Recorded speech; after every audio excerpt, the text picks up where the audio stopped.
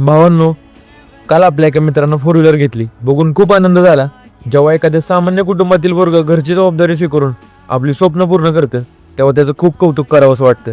एखाद्या गर्भश्रीमंताच्या साम्राज्यापेक्षा गरिबानं संघर्षातून उभं केलेलं साम्राज्य दीर्घकाळ टिकतं. मोठ्या लोकांसोबत फिरल्यावर आपण मोठं होऊ किंवा तो माणूस आपल्याला मोठं करेल, हा खूप लोकांचा गैरसमज असतो. पण मित्रांनो, आपल्याला मोठं करते ती फक्त आपली जिद्द, कष्ट आणि आपला आत्मविश्वास.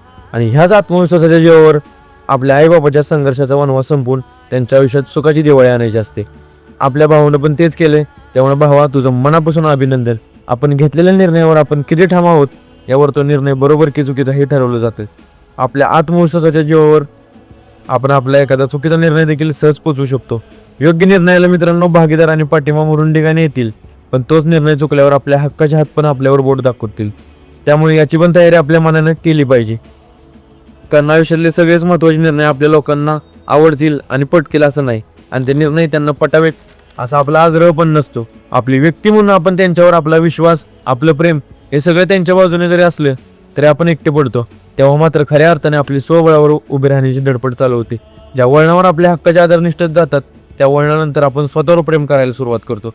आणि मित्रांनो, स्वतःवर प्रेम करणारा माणूस स्वतःला कधीच दुखवत नाही. तो पळतो, पडतो आणि पुन्हा प्रयत्न करतो, ते फक्त जिंकण्यासाठी आणि स्वतःला सिद्ध करण्यासाठी. आणि तो जिंकतो ते फक्त स्वतःसाठी नाही, तर त्या लोकांसाठी की ज्यांनी शून्य असताना त्याची किंमत केली आणि त्याला मदत केली. त्यामुळे मित्रांनो, ठरवलं तर माणूस काहीही करू शकतो, आणि करायचंच नसेल तर कायम नशिबाला दोष देत बसतो. हे थोडं कटू आहे पण सत्य आहे. व्हिडिओ आवडला असेल तर तुमच्या ह्या भावाला नक्की फॉलो करा.